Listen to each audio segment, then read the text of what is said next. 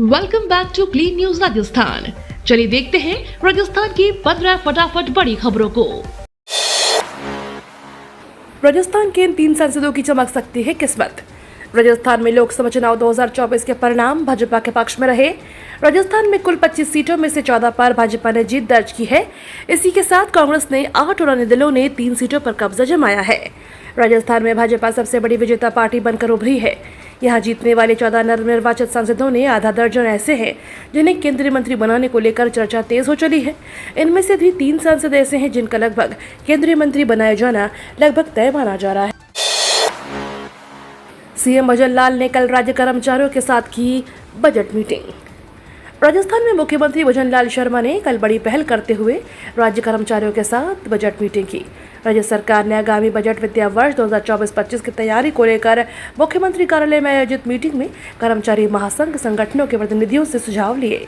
Meeting में अखिल राजस्थान राज्य कर्मचारी संयुक्त महासंघ एकीकृत के प्रदेश अध्यक्ष राजेंद्र सिंह राठौर ने राज्य सरकार ने अपने 6 महीने के कार्यकाल में कर्मचारियों की समस्याओं को दूर करने के बजाय उन्हें डराने धमकाने का कार्य किया है।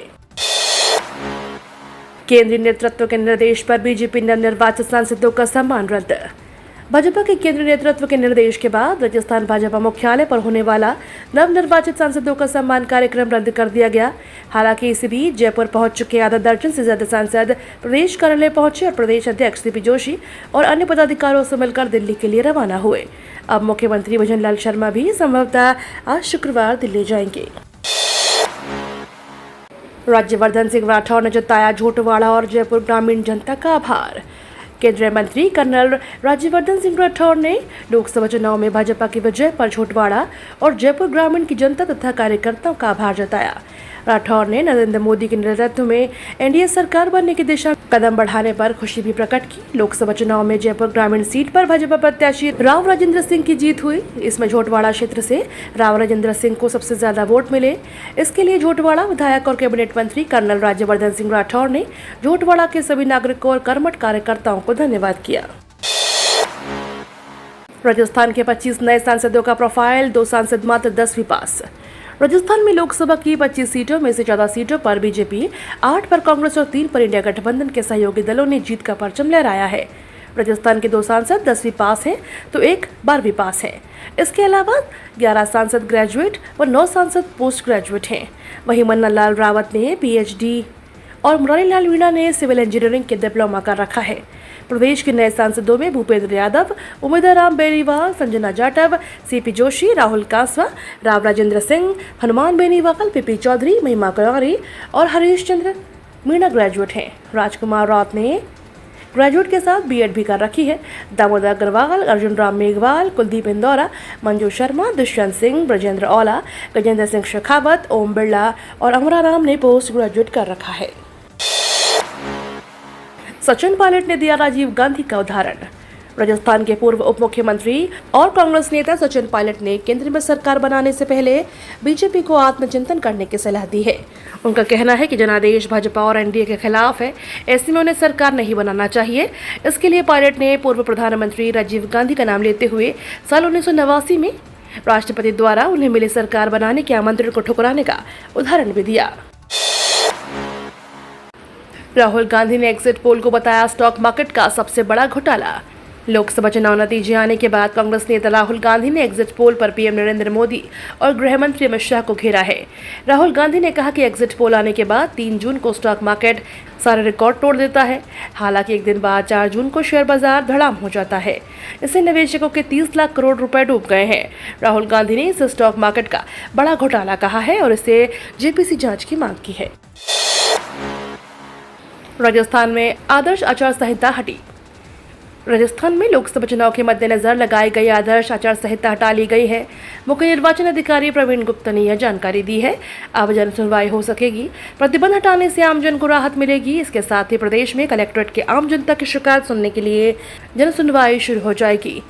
शहर से धारा 144 हट जाएगी। विवाह समारोह समेत अन्य कार्यक्रम के लिए बैंड बाजा के लिए एसडीएम से अनुमति लेने की आवश्यकता नहीं होगी। इसके साथ ही शासकीय कर्मचारियों के अवकाश, नगर निगम, लोक निर्माण समेत विधायकों और मंत्रियों की निधि से नए काम कराए जा सकेंगे। प्रदेश में गरीब परिवारों को 20 किलो अनाज, गेहूं, चावल और 1 किलो नमक के लिए पात्रता पर्ची जारी करने का काम शुरू होगा। नीट यूजी के परीक्षा परिणाम और ग्रेस मार्क्स पर उठ रहे सवाल। नीट यूजी परीक्षा परिणाम 4 जून को जारी कर दिया गया। नीट यूजी के परीक्षा परिणाम और टाइमिंग पर सवाल खड़े हो गए हैं। परीक्षा परिणाम में धांधली और ग्रेस मार्क्स को लेकर पेरेंट्स, बच्चों सहित जयपुर रेजिडेंट एसोसिएशन ने भी इस पर आपत्ति जताते हुए परीक्षा की सीबीआई से जांच की मांग की है। इसके साथ ही तब तक काउंसलिंग पर रोक लगाने की मांग हुई है। बिना लिखित परीक्षा के एम्स में नौकरी पाने का मौका। अखिल भारतीय आयुर्विज्ञान संस्थान दिल्ली में नौकरी की चाहत रखने वालों के लिए खुशखबरी है।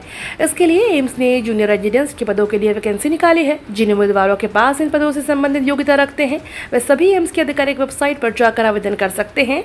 इन पदों के लिए आवेदन प्रक्रिया शुरू हो चुकी है। इस भर्ती के माध्यम से कुल 220 पदों पर बहाली की जाने वाली है।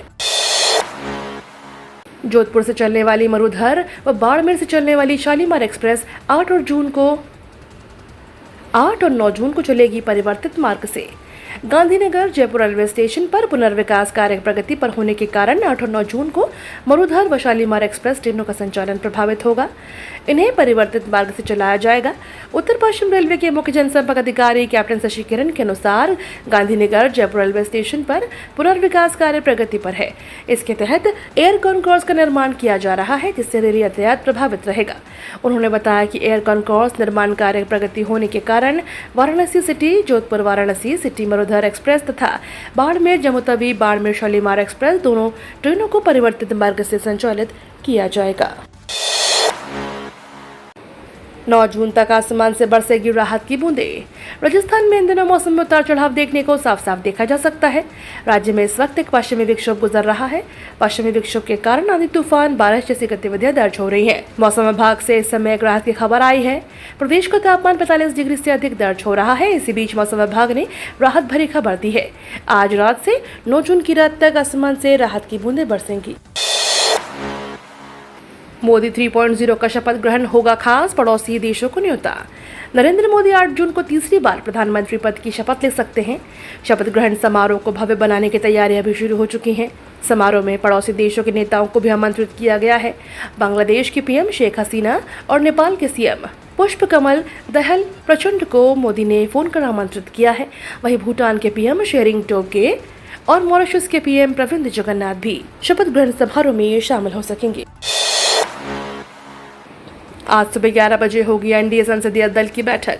आज को बीजेपी के नेतृत्व वाले नेशनल डेमोक्रेटिक अलायंस यानी एनडीए के संसदीय दल की बैठक होगी। यह मीटिंग संसद के सेंट्रल हॉल में सुबह 11 बजे होगी। इस दौरान नरेंद्र मोदी को संसदीय दल का नेता चुना जाएगा। इधर शपथ ग्रहण और सरकार बनाने की रणनीति को लेकर बीजेपी अध्यक्ष जेपी नड्डा के घर बड़ी बैठक चल रही है, जिसमें बीजेपी के वरिष्ठ नेता मौजूद हैं। मोदी सरकार बनने से पहले ध्रुव राठी ने चंद्रबाबू नायडू का पोस्ट किया शेयर। सोशल मीडिया पर मच गया हंगामा। यूट्यूबर ध्रुव राठी के हाल ही में किए गए ट्वीट से न सिर्फ सोशल मीडिया पर हंगामा मचा दिया है, बल्कि तेलुगु देशम पार्टी में भी विवाद खड़ा हो गया है। ध्रुव राठी के सोशल मीडिया प्लेटफॉर्म एक्स पर 2.5 मिलियन फॉलोअर्स हैं। राठी ने टीडीपी प्रमुख एन चंद्रबाबू नायडू के 2019 के एक ट्वीट का हवाला दिया, जिसमें नायडू ने सीबीआई और आरबीआई सहित भारत के प्रतिष्ठित संस्थानों को कथित रूप से कमजोर करने के लिए तत्कालीन भाजपा सरकार की निंदा की थी। राठी ने नायडू की एक पुरानी पोस्ट शेयर करते हुए कहा, सहमत हूं, हालांकि यह टीडीपी को पसंद नहीं आया, खासकर भाजपा के साथ पार्टी के मौजूदा गठबंधन को देखते हुए। टीडीपी प्रवक्ता दीपक रेड्डी गुनापति ने कड़ी फटकार लगाते हुए अपनी असहमति जताई। ये तो थी राजस्थान की बड़ी खबरें। रोजाना सबसे पहले अपडेट पाने के लिए क्लीन न्यूज राजस्थान को अभी सब्सक्राइब करें।